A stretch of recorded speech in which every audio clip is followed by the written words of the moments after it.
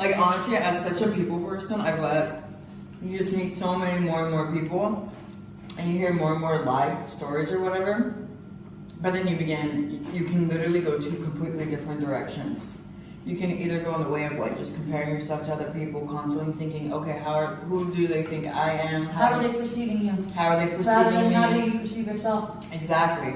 Like one thing with social anxiety is after you have an interaction with someone, you go and you replay that interaction. What Yeah. they thought about you. And then based on how they would respond to me, I'd be like, oh shit.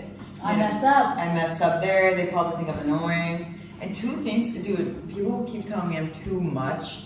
And I just find that as such a negative connotation. They're just jealous.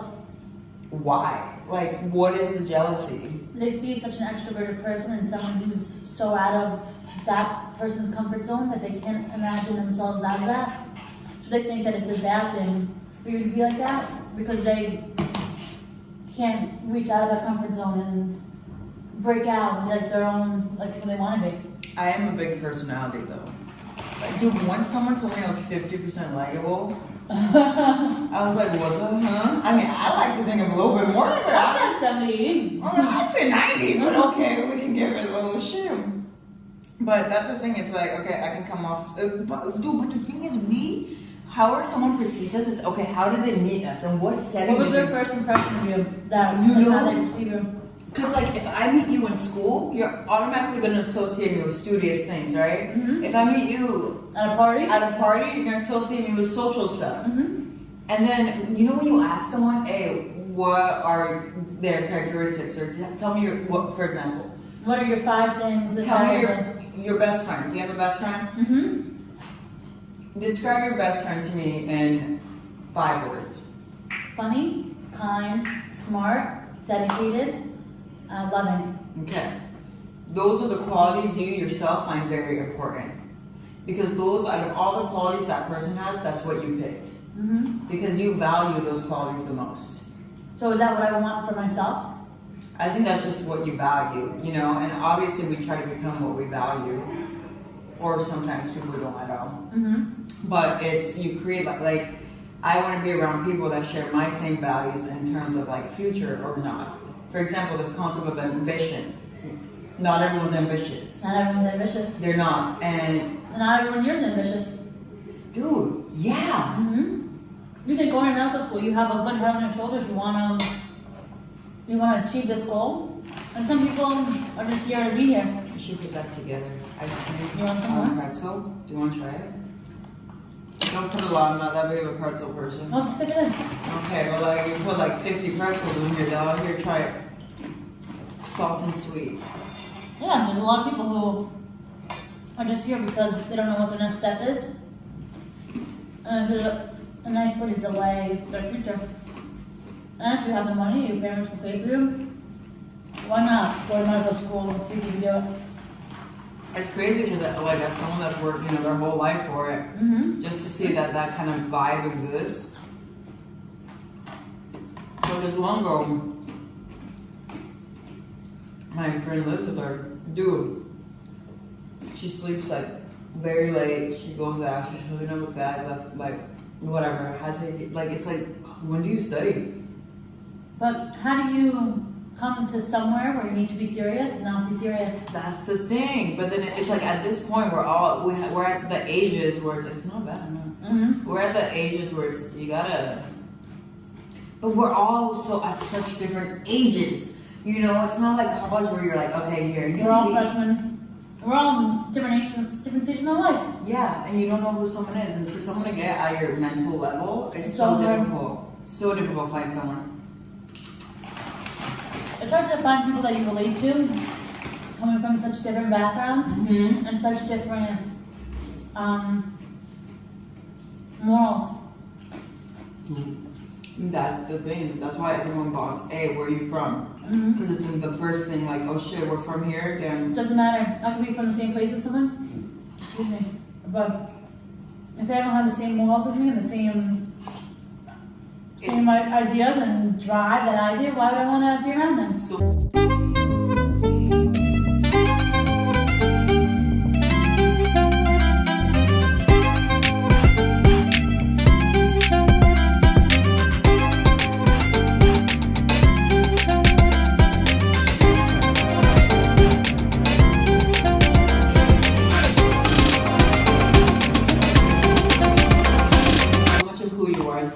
how your parents raised you. Doesn't mean that's where you come from then. No, but 100%. But for example, one thing I've noticed, religion. You know, you have a variation of the value people put in religion. Now, you either come into religion because your parents, you were around that culture, they raised you that, or some random thing happened in your life and you're like, oh my God, God. I need God. Yeah, I need God. Mm-hmm. Or you hate the world, so you completely hate it. You not hate the world, but you don't believe in it at all. So you have these extremities, and and so many people want people of the same religion or of the same culture, like romantically, whatever. And I was talking, like me, myself, like I believe in God. I'm not religious, I'm spiritual, I guess, but I mean, if I would identify, I'd probably put Muslim, but like it's, It's vague. Yeah. Ambiguous. Yeah, I'm not, like, all I do is not eat pork. That does not define me as that religion, you know? And there are people, like I was talking to this guy, and he's Baha'i, which is a subdivision, no, not subdivision, which is another religion in Iran. But these individuals, like they don't come out and say they are because the government's so mean to them. Like they will literally like burn their house, like their church, whatever down.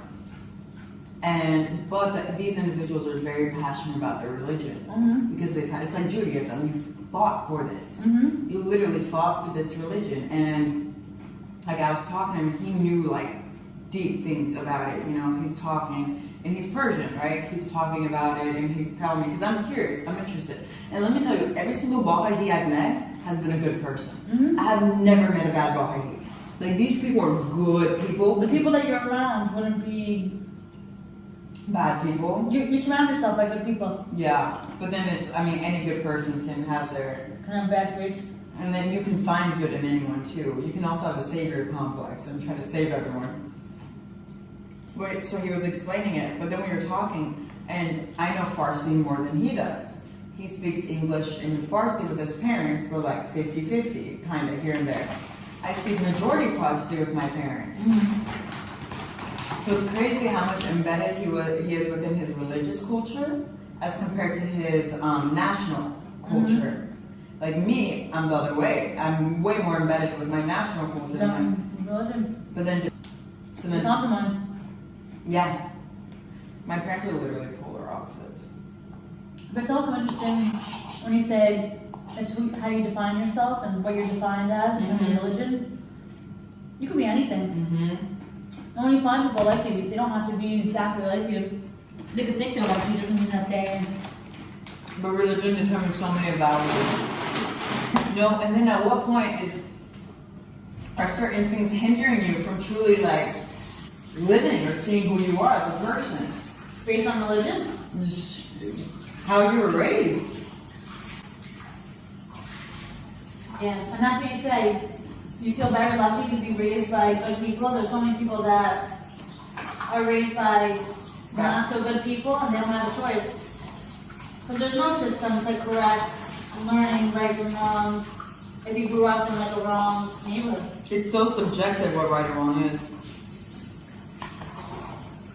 Well, in the moral world and the societal right and wrong, right is staying out of jail, wrong is going to jail. But it's hard to differentiate between being able to stay out of jail and being stuck in that cycle. And then you have, but a lot of times we see the conclusion. We don't see the thing. Like, for example, let's look at murder cases, right? Guilty, not guilty, that's how we define them. Shit, wow, you got guilty, definitely killed them. But there's so many false things, you know? This person's in jail, why? Because he sold weed, okay? As compared to this person who's his cellmate that murdered a whole family. But what we see is the conclusion. We see, okay, They're both in jail. they're both in jail. The end. And that's an issue with the prison system and the federal government. That's a... Dude, if you think of the military, a lot of places that are poverty, the military's there. It's literally just... They want them to come here. Mm-hmm. It's a recruiting ground. It's a circle. People are stuck in circles. Like the division just gets more and more, and people are stuck. And that's why I say ignorance is bliss, because you don't realize these things. And again, it's like, okay, more like I could, for example, it's big in my moral. Like, and my parents taught me this. I'm very thankful to have a good relationship with my parents. Like side note, like during COVID, you know, a lot of people had to stay home. Mm-hmm. Some people have horrible families. Some people are in abusive homes. They had a quarantine with their abusive families. And it's crazy. Like, we don't think about that. We're like, oh, internet. Mm-hmm. You know what I'm saying? It's like, oh, shoot, some people don't got computers. Like, they don't. But we live in the world we live in because we don't experience that on a daily basis. I was taught, hey, be a good person. Think of others, right? But then, even that, since that's so much of my morals to be like a good person, I want to be there for people, that hinders me at times. Mm-hmm. Like, even my Put parents... others before yourself, and then you're fucked in the end. You literally are, dude. Like, even my parents tell me I'm too nice. My parents are so nice. When you're a giver, it's hard to sometimes take. Do you view yourself as a giver? I view myself as someone who doesn't like to take. When I get offered things, I usually say no. Why? I feel guilty. I'd rather give, and not be indebted to anybody. If I don't want anybody to feel indebted to me, I want to give because I feel good to give. So what if you give to someone but they don't want to accept? How does that make you feel? Never met anybody who doesn't want to accept. Damn. That's where I grew up. People just get handed things to them on a silver platter, and people have it so easily that they expect someone to give it to them. My friends, home and school, say someone has to be the giver. Someone does have to be the giver. Mm-hmm. Dude, in elementary school, I would go around just give people the answers for school, you know? In middle school and elementary school, when people would come to my house, I'd go to my sister's piggy bank, take out money and give it to them as a party favor to leave the house. I didn't want anyone to leave empty-handed. Your poor sister, the older one? Mm-hmm. Oh my god, did she know? There was like coins, whatever the coins we got from allowances, I didn't get. Money? Yeah, the coins to take home. I'm gonna go to your house, shoot. Mm-hmm. You can be like, hey. Oh, so your sister's a giver? And Yeah, how does that make you feel? she gives too much. You have to know your limit of being a giver. Rather than being too much of a giver and not of a taker, if you give more than you're capable of, then you have nothing left for yourself. I think one thing I like slowly over time did is like I became selective on who I give to, but even then I still give to like random people, you know? Like when I speak to someone, I'm giving them my time. Mm-hmm. I'm literally giving them my attention, my well-being, all is to them. But then there goes mine. There is the time for myself. Like I swear, my grades would have been better if I literally just didn't care about people. Mm-hmm. But then you wouldn't be the person you are. You want to be where you are. You wouldn't be where you are. And it was always, like, for example, birthdays. We speak about birthdays, right? I don't really, like, I celebrate my birthday, but it's not like, I'm always nervous, right? And I have to, because then I'm like, okay, you know If what? someone forgets this one, Yeah, oh, they have no, this I one, you know, and then, okay, they celebrated this one, They it's don't have fine, mine. and they don't have to, you know? But then it's like, then you got people that don't care about either, and you're just like, ah, damn. And I feel like every year, that's the day you realize who your friends are.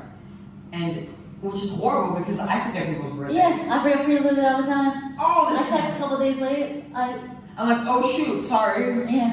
Which is like, why am I? That's why it's Why, so like, why do you care? why do you care? Why do I care? Exactly. But then it's, okay, how do I define my friends? How do I define who's actually going to continuously be in my circle? How do you know? You don't. It keeps changing. And that is the worst part of all because it's like people that I thought would be permanent are now erased. You know, and it's like, shoot. And then you meet new people. Like even right now, you know, like I walk, I see so many people, but like, How do you know they're gonna stay? yeah, like look at these, like they all went and hung out and I'm here, you know? And it's like, I don't care. Before, like I said, 6 years ago, I would care. Like, I don't care, you know, like we're chilling, we're hanging out, we're having a talk, whatever, we're having our time. So, I'm good. But, before, I would have gone, oh my god, like this, instead of being like, alright, whatever, let's move on, I would have just kept thinking about how they didn't want me there. You know, and even though that's not the case, I would have chosen that perception to be my world. And that's where you go into tunnel vision, and that's all you think about. Dude, And the yeah. next time you see them, you try to, Pretend it doesn't exist. Dude, I remember in high school, I'm still friends with her. She's like family to me. She had this, and we would hang out all the time in high school, right? She had a big party. She forgot to invite me. I found out through other people that she was barely friends with. Dude, it killed me. Like, how do you forget me? Mhm. Like, even you forgot me. Like, even that concept, like, dude, I see you every day. I'm gonna tell her again, like, remember when you didn't invite me to your party? But it's funny because she literally only talks to me now. I literally only All talk the to her people that she now. invited were fake. They're gone. They're no longer a part of her life. But I am. And like, I literally, dude, I keep forgiving people. I feel like you're a forgiver. Can you cut people out? Not until someone cuts me. You've never just. My thing is, it's like, if you reach the point where I say goodbye, you've reached a point that, like, damn, you reached it. How? Like, how is that possible? That's just. That shouldn't be normal. You shouldn't have to cut people out. Dude, what? You shouldn't have these people in your life that cause such negativity that make you. I mean, I'm lucky that I haven't. Well, I've been cut out, but I'm lucky that I haven't like been around someone that would make me feel like I want to cut them out. But like, how do these people exist that bring such negativity and such? But they were positive at a point. Because you have the savior complex. You look for the people that are already broken. You try to save them, and then they end up not being able to be saved, and then Dude, so many people it's a don't cycle. And these people don't want to be saved. Yeah. Or they don't know how to be. Dude, I can't tell you how many times it happens. Yeah, I surround myself with people that I like to be with, and then whoever sticks, sticks. I don't force anything. Oh, yeah. I don't get my hopes up. That's my issue. I get my hopes up. It's not worth it. And you always get let down because people suck. Dude, why is that? And the weirdest thing is everyone agrees people suck, but why is no one doing anything about it? Everyone's just like, yeah, people suck.